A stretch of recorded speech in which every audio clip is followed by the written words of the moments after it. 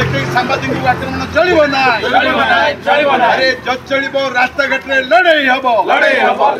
अरे कोतला माटी tender fixing खबर दियो अरे कार्यरत सांबादिकों सरकारी कार्यालय परिसर में आक्रमण में लहुलुहाण हो चिकित्सित होउछंती आहत सांबादिक। गंजाम जिला कोदला एनएससी कार्यालय परिसर में सांबादिक भगवान पाढ़ी मरणांतक आक्रमण घटन कोदला थाना रुजु होइछि मामला। तेबे मामला मुख्य अभियुक्त कोदला एनएससी अध्यक्ष सूर्य नारायण नायक, कार्यनिर्वाही अधिकारी कृष्णचंद्र रथ,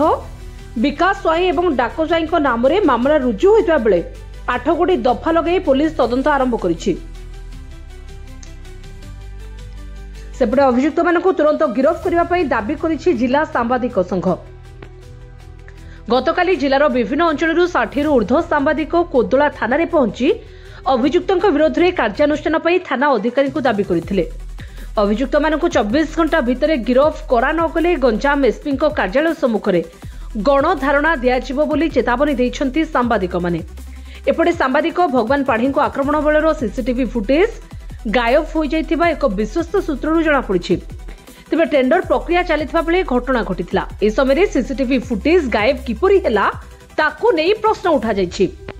कोदला एनएससी रे प्रति योजना रे सरकारी अर्थ हरिलुट होउछि। सुचिंतित षडयंत्र करी प्रमाण नष्ट करा जाउछि।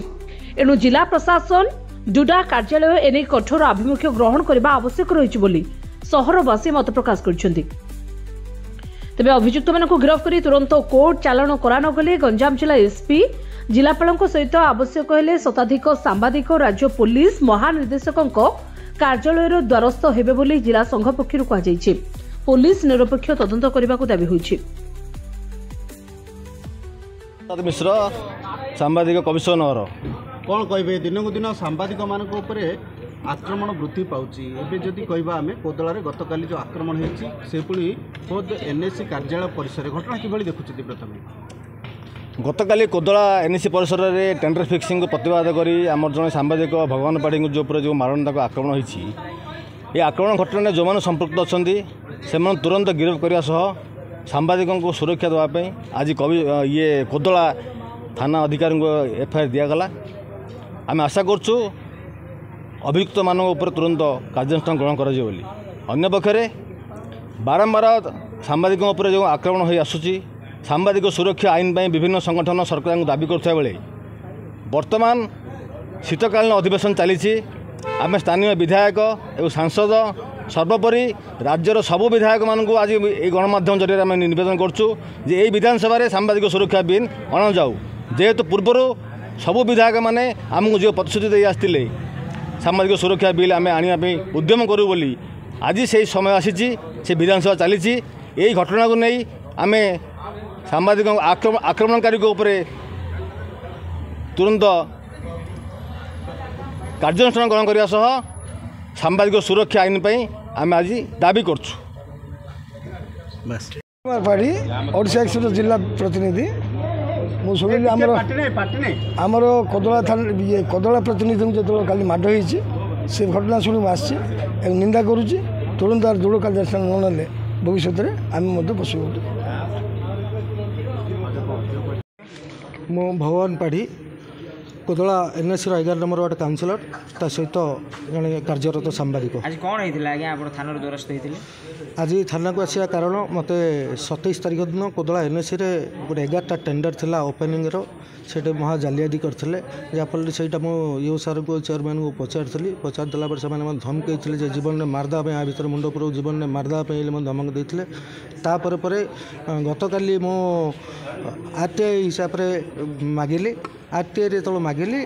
से मैंने आरटीआई रिपोर्ट को धरिक चेयरमैन एवं ईओ एवं तंकर किसी पोषा गुड्डा मैंने आनी मत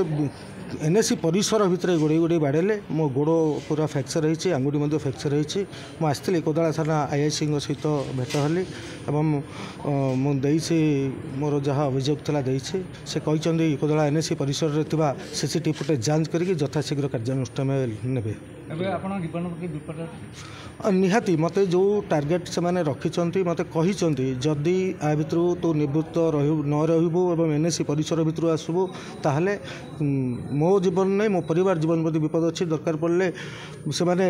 पैसा देके लोक लगे मते मारिया पे घटना नहीं मुख्यतः भाव क्या दायी करते घटनार मुख्य दायित्व होती कोदला एनएससी अध्यक्ष सूर्यनारायण नायक कार्यनिर्वाही अधिकारी कृष्णचंद्र रथ एवं तांको इंगित ही जहाँ घटना होती जो मैंने बाड़ौं जहाँ कर केवल इंगित ही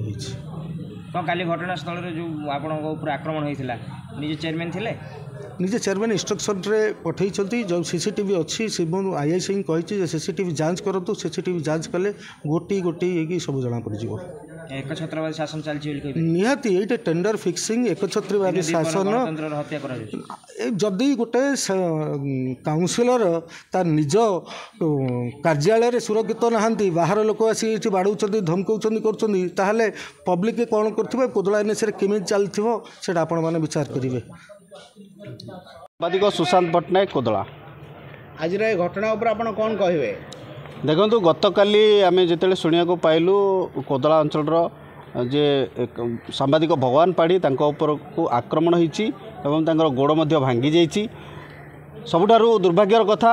सरकारी कार्यालय जो विज्ञापित अंचल परिषद कार्यालय से कार्यालय परिसर घटना घटी जहाँ आम दृढ़ निंदा करुचु जे सांबादिकों उपरे खुद सरकारी कार्यालय किभली आक्रमण हो पार्टी से निहाती सीसीटीवी फुटेज थी सेठारे आक्रमण करने को साहस किए केमती कला ताने आईन को मध्य डरू नाहांती एभली कांड घटाउछंती सबुठारु विपद रे वर्तमान अछंती सांबादिक भाई माने दिन राति परिश्रम करी खबर संग्रह करछंती खबर संग्रह करा बेले से खबर जाकू न सुहाइला ताकू आक्रमण करा जाउची एडा गोटे जो चली सब बंद होगा दरकार वर्तमान नुआ सरकार आछंती लोकंकर सरकार बोली एठी कुआ जाउची लोकंकर सरकार रे प्रथमे मु दृढ़ दाबी करबी वर्तमान विधानसभा शीत अधिवेशन जो आरंभ होईची जे राज्यर सबु विधायक माने आम अंचल विधायक आम अंचल सांसद एवं सर्वोपरि प्रति निर्वाचन मंडल विधायक माने जेहेतु से जानी अंचल सांबादिक मैंने केते परिश्रम करछंती तो समस्त सबु सांबादिक मानकर कल्याण पई एक दृढ़ आईन अणा जाऊ सांबादिक मानकु सुरक्षा प्रदान करबा होची हमर प्रथम दाबी ए मामला रे आमे कोदला थाना रे जो एफआईआर दिखाई मु अनुरोध करी गणमाध्यम जरिया थाना अधिकारी निरपेक्ष भाव घटनार तदंत करी सीसीटीवी फुटेज को अनुसंधान करी निरपेक्ष भाव घटनार तदंत करी जहाँ आईन अच्छी से प्रति कार्यानुष्ठान ग्रहण करंतु वरिष्ठ समाजर सांबादिक कौन कहे आज कोदला थाना परिसर में एत संख्यार सांबादिक रुंड होबार कौन कारण गंजाम जिलार कोदला एनएससी परिसर भितर आम सांबादिक भगवान पाणी को जो बड़ी आक्रमण करागला आमे सांबादिक संघ तरफ दृढ़ निंदा कर तार प्रतिवाद स्वरूप आज आस्का थाना रे कोदला थाना रे एक लिखित अभियोग कर दाबी करुचु जे निश्चित भाव ए केस को रेजिस्ट्रेशन करी ठीक रूपे इन्वेस्टिगेशन करी अपराधी को दंड दि जाऊ एवं आमे सब जो लड़ाई करी आसीचु सांबादिक मानक सुरक्षा वर्तमान शीत अधिवेशन बसीचु